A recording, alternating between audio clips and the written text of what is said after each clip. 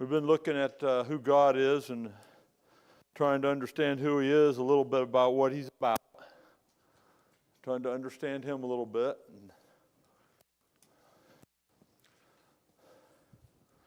Last week, we were looking and we discussed that God's not a man. I mean, we could have spent 3 weeks just talking about that because there's lots and lots and lots of scriptures. Man thinks like this. Man does this. I don't do that. I'm not that. Man takes things not serious, or he takes things as not meaning much. I don't do that. And if we focus on it and we pay attention, something he reminds us over and over and over, I don't change. Well, when we start realizing what he is, he's good, he's holy, he's pure, he's righteous, he can't change. And people get this thing where you can't go, God can't stand sin. Well, no, he can't.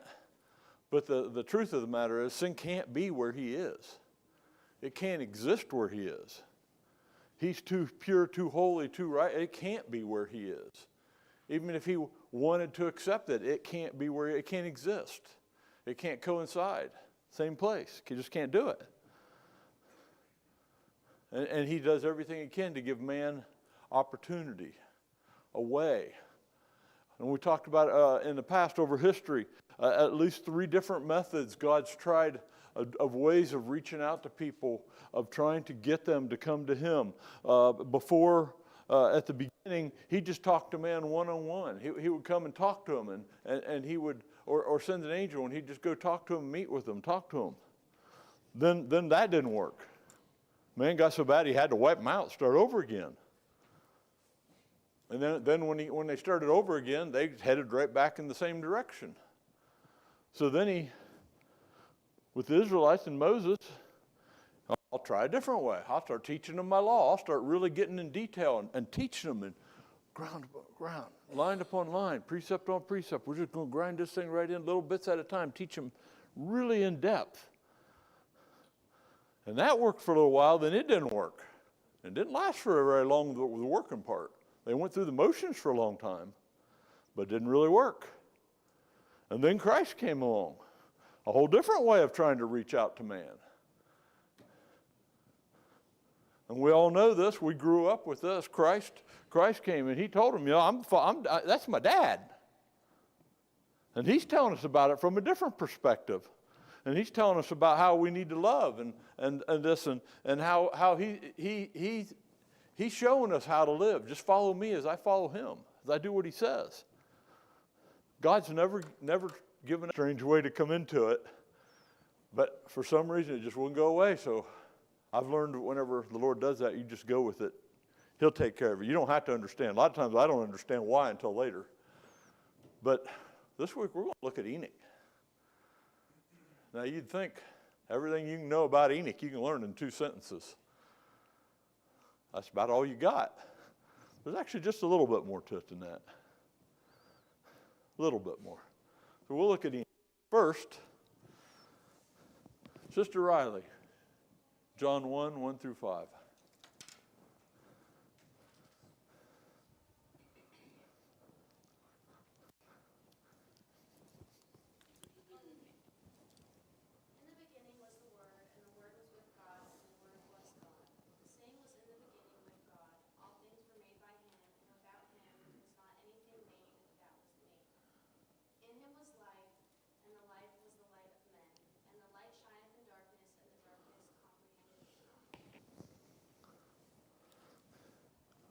If we want to understand a little bit about Enoch, we got to realize he was before the flood.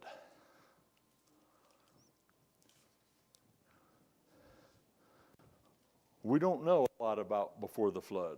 Actually, we know in details, we know very little about before the flood. But we do know one thing God told us, or told Moses, was that man got so bad he was continuously evil all the time. There was no good left. There was no light. There was no you would think, and maybe we're just human here, but you would think if there was someone really out there, a big outreach trying to win people to serve the Lord and stuff, and it was effective and people were turning to God, he would have mentioned it somewhere. Instead, he said it was so bad, they're just nobody good. I'm just going to kill them. I'm going to kill them all. Well,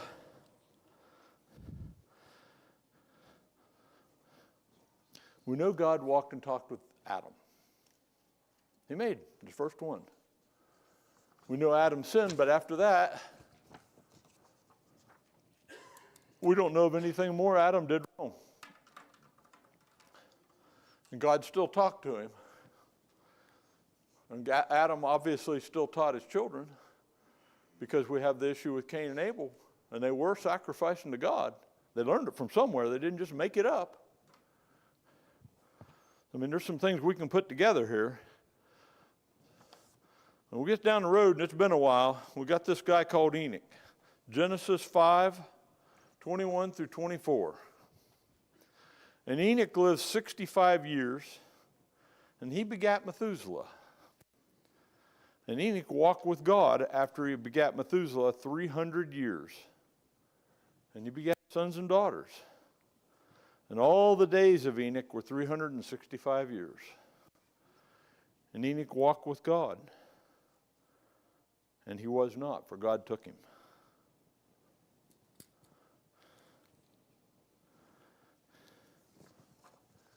In the old Greek that this was derived from, God took him meant God moved him from one place to another. That's literally what it translates to. God moved him. He just took him. Some of the older Jewish translations, well before Christ, several hundred years before Christ, they had their traditions and their beliefs. Not everything that happened or everything that was taught about was in the scriptures, in the 66 books of the Bible. There was things that they knew that had been passed down as heritage or stories through their history, but it was never made a book. They knew about it.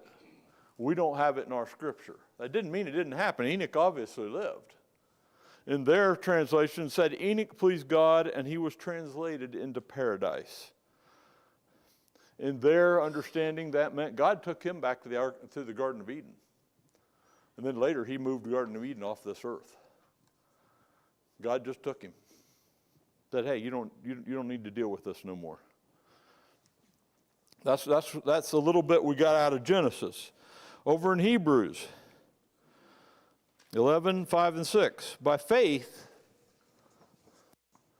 Enoch was translated that he should not see death, and was not found, because God had translated him.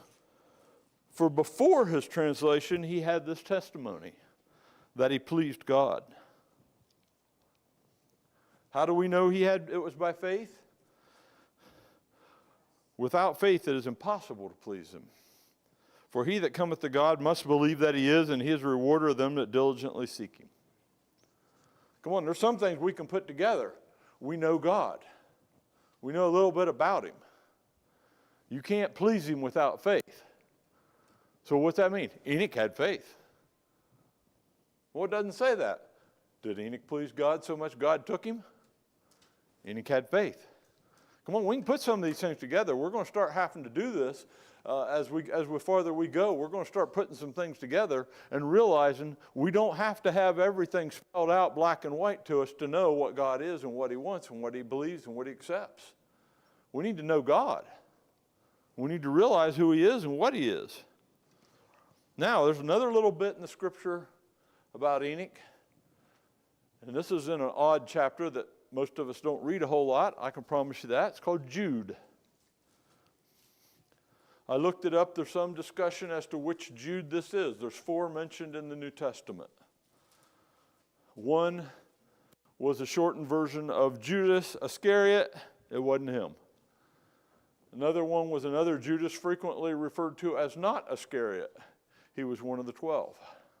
He was also known or sometimes called Thaddeus, so it must have been one of those dual name things. They don't think it was him. But it could have been. Nobody knows for sure. We don't have like a handwritten signature to go with it.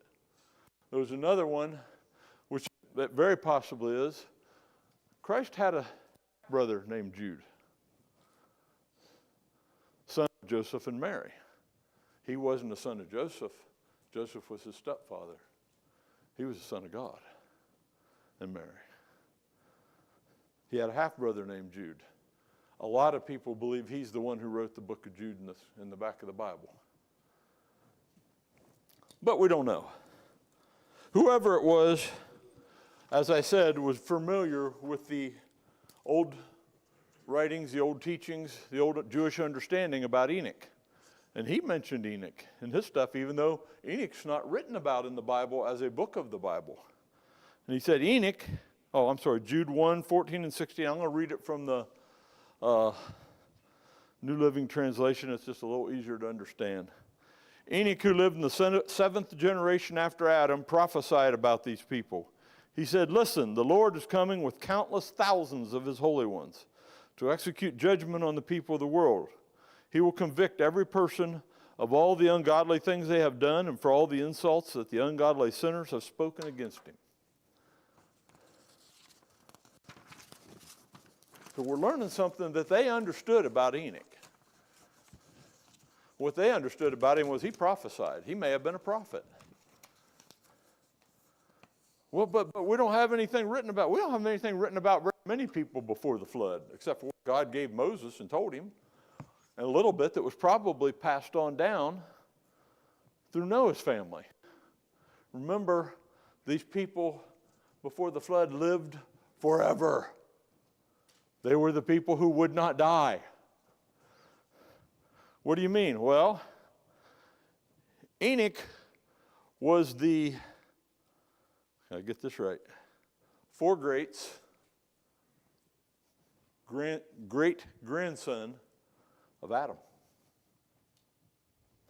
But Adam only died 57 years before Enoch was born. These people didn't die. So what they knew carried on for a long, long time. What else do we know? We know that Noah was Enoch's great-grandson. And Enoch only died 69 years before Noah was born.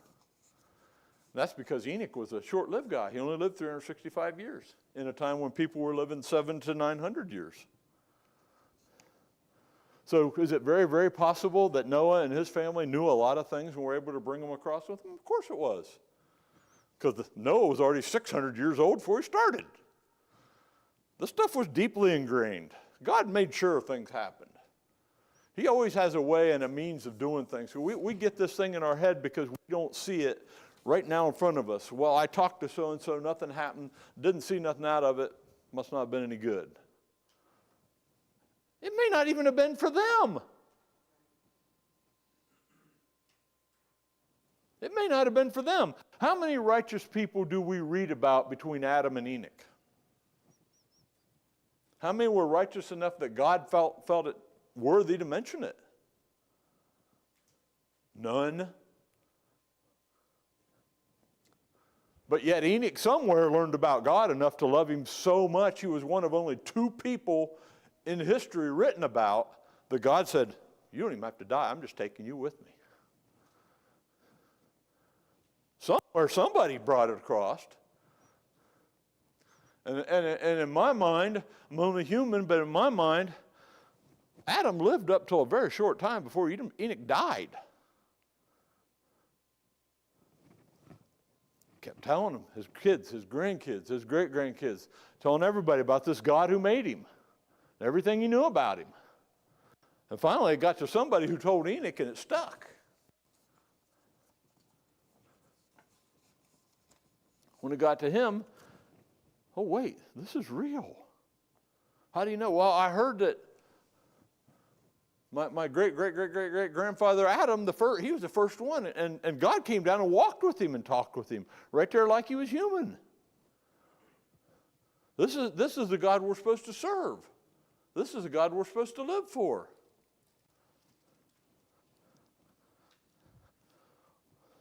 What else do we know about Enoch? He was a normal guy. He had kids. He had a family. Come on. He was 65 when he had his first kid, and then he had sons and daughters. And he lived 300 more years and raised them. He was a normal guy. He wasn't some hermit up in a cave somewhere who's so spiritual because he never did anything or saw the light of day, and that's why God took him. Come on, people get this idea that, if you're not a fanatic who just lives in the church building, you just can't be God's person. That is not how it works.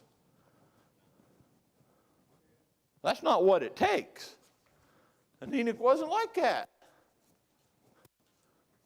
And if Jude had if the source that they used, and I looked this up and did a lot of study on it, this was whatever sources they were using were very commonly used. At Christ's time, everybody knew about Enoch, and they all said he was a prophet. And he told people, and he warned them about the wrath of God if they didn't turn away from sin and turn towards God, that he was going to take them out. And guess what?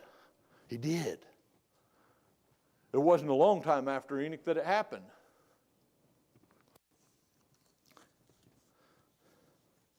Well, what was so special about him? He didn't live very long, but there had to be something special about him. What do you say? How many people has God just come down and said, hey, I love you. Why don't you just come on with me? Let's skip all this life and death stuff. Just come with me. Come on, that's a pretty high honor. That's a pretty high honor. Do we read about thousands of people being saved under Enoch? Thousands of people turning towards God? No. Well, Enoch walked with God. That's what we read about. With all that was going on in a world that, as far as we understand, may have been much worse than ours.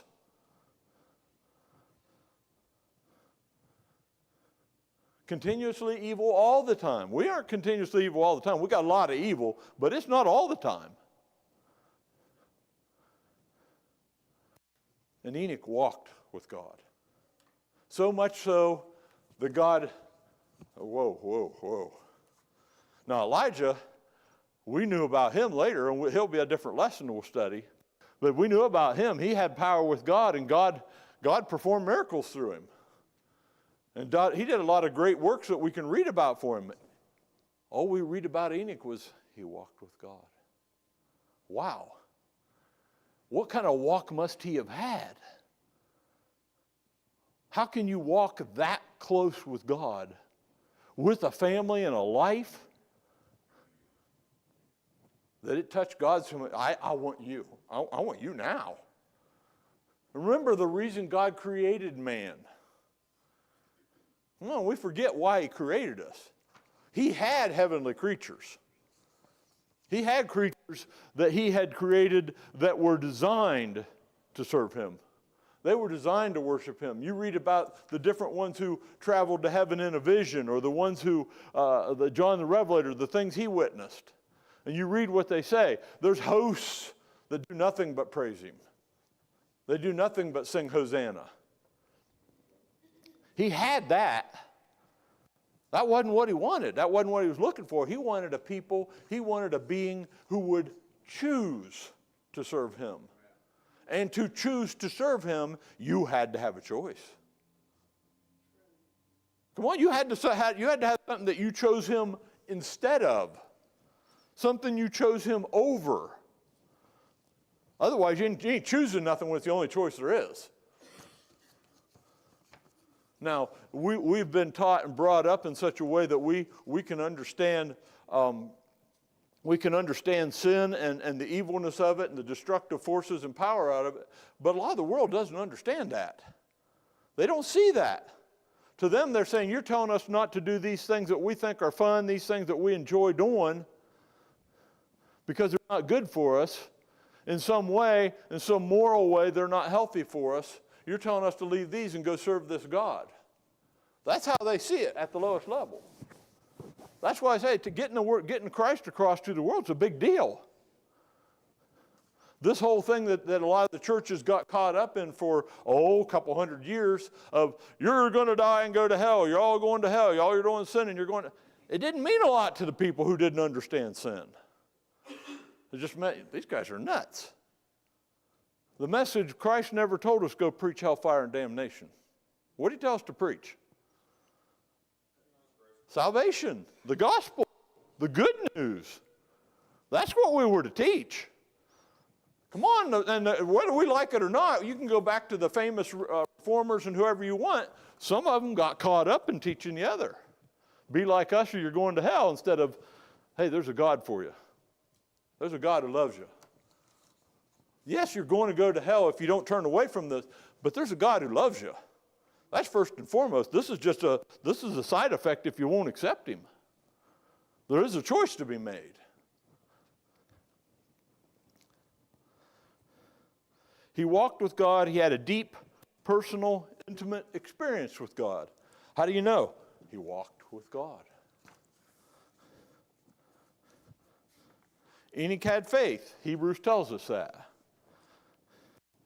In a time when the whole world was continuously evil, Enoch lived such a holy, righteous life that the knowledge of his life passed down through generations, through a flood wiping out everybody but 8 human beings, on into the next iteration of the world and mankind. Come on, the guy must have done something right.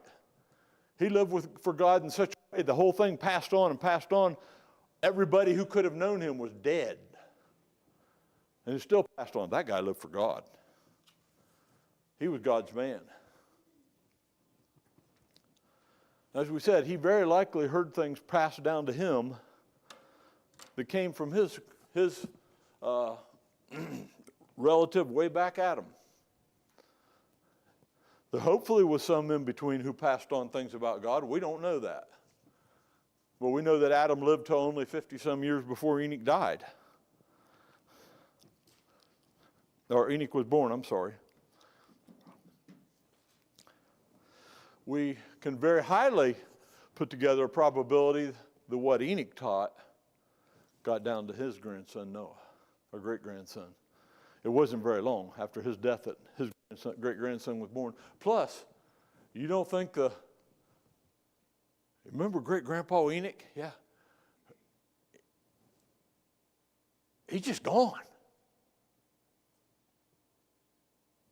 He just gone. He served God and served God and served God, and one day he was gone. There's no more. You know that got around. Come on, we would still be telling those stories if that happened to one of our presidents back 200 years ago. We'd still be telling about it. What we know is that Enoch, if he walked for God in such a way that he stood out that much, we know that he didn't live to please man. Come on, we can put some things together. He didn't live to please his family. That wasn't his priority in life. That wasn't his number one concern. He didn't live to do anything but please God. He walked with God. Because there's a lot of people who have just lived for God, and they weren't so special, God just took them. Come on. We had a pastor who used to tell us, you can be as holy as you want to be. You can be as spiritual as you want to be.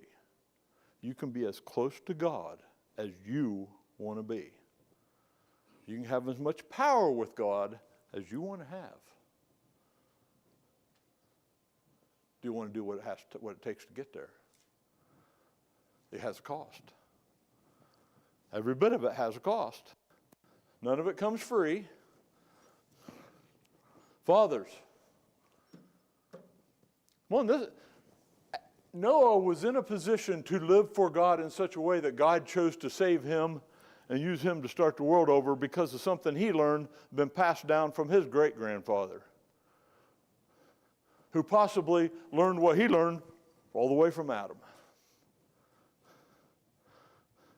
We can't just get focused on our kids. Love them as much as we do. We can't even just get focused on our grandkids.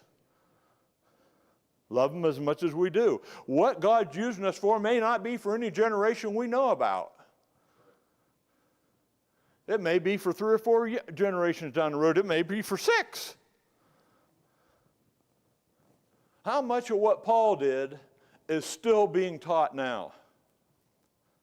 You know how many generations there are in 2,000 years? A lot. Well, and some of what Paul said was for me. Some of it was for you. I know, it's good stuff. Somehow he lived, showed us you can live through adversity. We ain't seen nothing. How many shipwrecks have you survived? How many beatings have you taken? Literal beatings at a post with a whip. Come on, how much have we endured for the gospel? Fathers, we got a bigger responsibility than just our kids and our family on this earth. And raising up an inheritance that they'll have something to help make life a little easier for them. We have a lot more responsibility than these things. These are just temporal things. They're okay if you can do them after all the other stuff for God. They have their place. How can we walk for God just like Eoch did? Deuteronomy 4:29. If from thence thou seek the Lord thy God, thou shalt find him. If you seek him with all your heart and soul. Oh, but I asked God. No. If you seek him with all your heart and soul. How much does all leave back for you to have for other things? Come on. We don't want to live like this, whether we like it or not. This is not where we want to be, because this gets a little tight.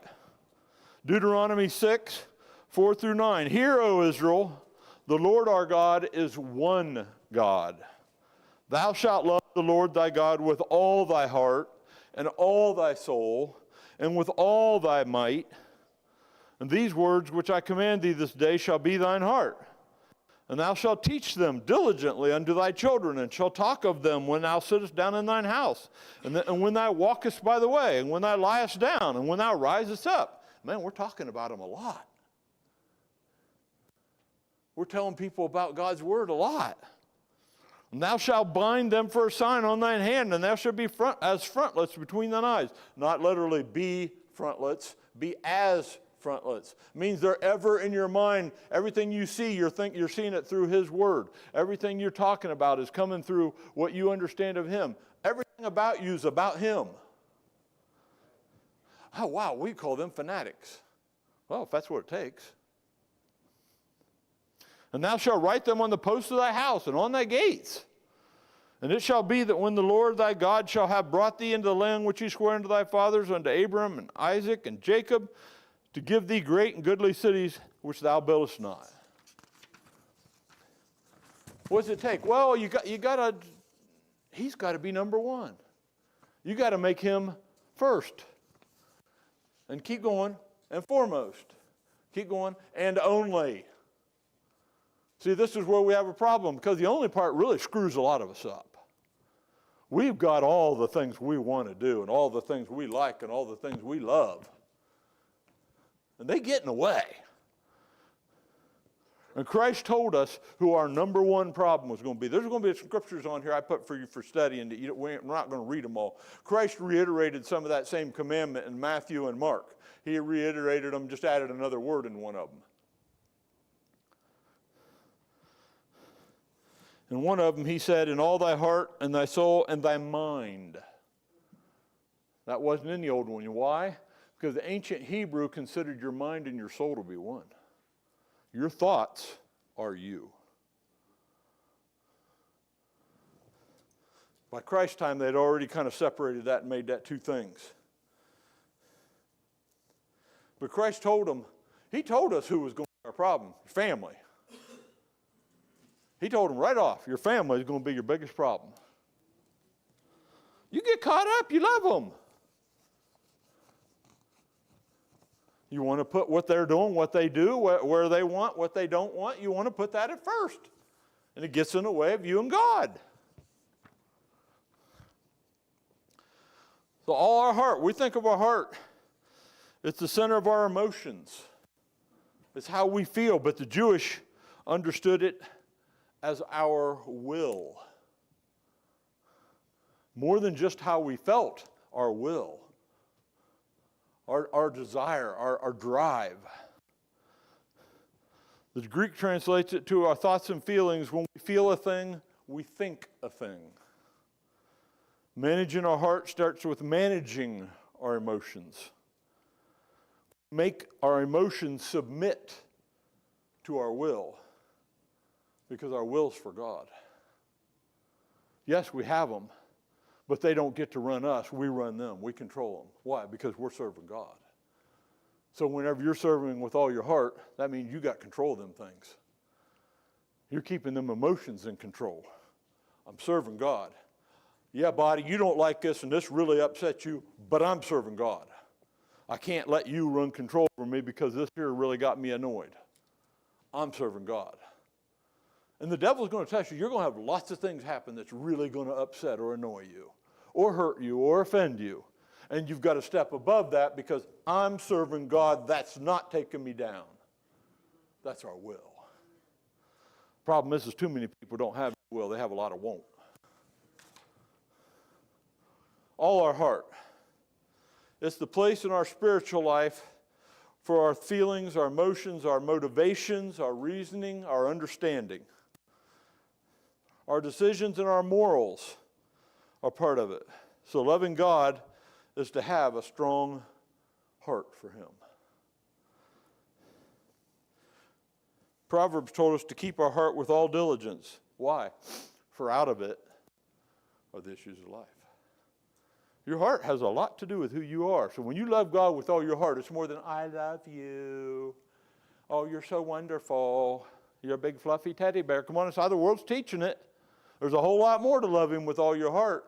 When you love Him so much that I'm for you no matter what else happens. It's above everything else.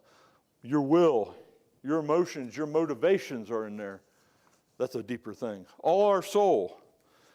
The Hebrews considered the soul the idea of the breath of life. The Greeks said it was the inner self, the individual. They said the soul was the actual mind that did the thinking. The non-physical part of the human being. So yes, you have a brain, but that's not your mind.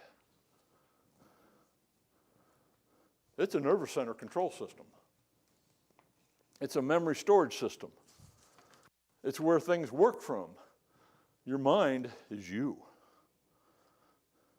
Come on, it's the you inside you. It's you. The soul is that which has our life. It's our affections and our aversions. It's what we like and what we hate. It's us. And here's the thing. To serve God with all our mind is more than just what we think about. Oh yeah, we'll want to bring that into subject. But to serve Him with all our soul, we'll want the things He wants. We'll be averse or dislike or hate the things He hates. Come on. This gets hard. Because we want a lot of things and we don't stop to look at them. There's a lot of things going to take a lot of people to hell that are not sinful. I would say the vast majority of it isn't sinful. It's time-taking. It's attention-taking. It's focus-taking. And we're letting it be first in our life, and that's the reason it's becoming sin to us. It's becoming first and it's getting in the way. When we serve God with all our mind, the scriptural words used means intellect, our mental understanding. When the Hebrews put it in there and wrote down when it was written down Deuteronomy, and it's talking about love God with all your heart, soul, and might or strength. He didn't say mind. Because again, they considered that was part of the soul. And they didn't separate it as a separate portion of your body. It doesn't really matter. However, what do you think about? Remember, he sees the thoughts. What gets in there when you're thinking and reasoning and coming up with why you want this, why you want that, what you want to do, and you're come on, in your mind you have reasons behind it, good or bad. Are those for God? Are those putting God first every time? Come on, he knows. We think we're the only one who knows. He knows absolutely exactly who we are. If you want to come to me, give me everything. I want all your heart. I want all your soul. As Christ said, I want all your mind and all your might. What's all our might? In one verse it says that, another one says strength. Your physical body is part of that. It is a part of it. But there's more to it than your physical body. All your might is everything you can bring energy to make things happen. Oh, you mean more than our body? Yeah, everything you own. Everything you have control over. All your wealth, your land, your property. The things you have influence to make things happen with. All your might. Everything you can do. Are you doing it for God? Is he first?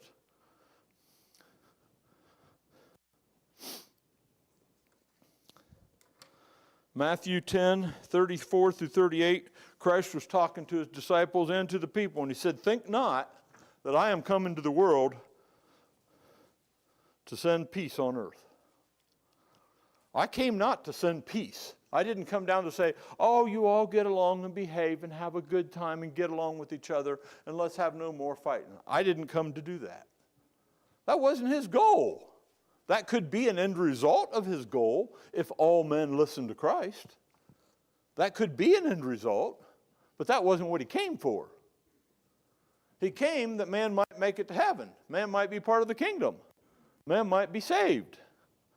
For I am come to set a man at variance with his father, and the daughter against her mother, and the daughter-in-law against her mother-in-law. And a man's foes shall be they of his own house. He that loveth his father or mother more than me is not worthy of me. He that loveth son or daughter more than me is not worthy of me. And he that taketh not his cross and followeth after me is not worthy of me. And there's other scriptures that allude and say basically the same things. Doesn't mean that you're to hate them physically. It means that you love them less than you love Christ. And when it comes down to a choice, I'm doing what Christ said. He's number one every time. But Mom, that means we're not going to be able to, well, sorry, but this is what I got to do. This is what God wants. You know, when the kids hear that all their life, I'm doing what God wants, somewhere along the line, that starts sinking in. Mom's really serious about this. Dad's really serious about this. God's first. We want to do this or we want to do that, but we wanted to go to the zoo today, but Mom said that Sister so-and-so's sick and hurting, and God told her to go over and take her some stuff and take care of her. We can't go to the zoo. But why, Mom? She'll live. She'll be there. This is what God said to do. Come on, we don't have enough of this going on right now, whether we like it or not. Right. We're not living here. We visit it occasionally. We throw a flower at it, maybe a card. We don't live here very often. Right. This is what he said. If you want, it's going to be above everybody else. And yes, your family's going to get upset with you. He told you, he spelled them out. They're going to get upset with you. They're not going to like it because you didn't put them first. Maybe they have something they want to do and you want to be there, but God, I need you to go do this instead. Well, we're not going to be able to make it, or we're going to be late because God said we've got to do this, and I'm sorry, but there'll be another birthday down the road. There'll be another whatever party, another whatever event. For this is the love of God, that we keep his commandments. And not just we keep them. And his commandments aren't grievous. Come on, keeping them grudgingly is not the same. Keep them and they're not grievous. So, This is our Father's Day lesson for Sunday school. We're going to live for God. There's more to being a father than just having a great time with the kids and grandkids and telling them little Bible stories. There's a whole thing about living it. There's a whole thing about not just talking about it, but showing them through life, through how you live, God's the most important thing. God's number one. Because it may take till you're dead and gone for the event to happen in their life that brings them to a realization, I need to put God first. Or even your children may never. A grandchild. Even a great-grandchild who heard it. Brother Matt's never met his grandfather. How many times have you been inspired by him? Because of what he did and how he lived, it was told to you by somebody else who that affected them. Whether they ever lived it or not, you know about it. And it affected you.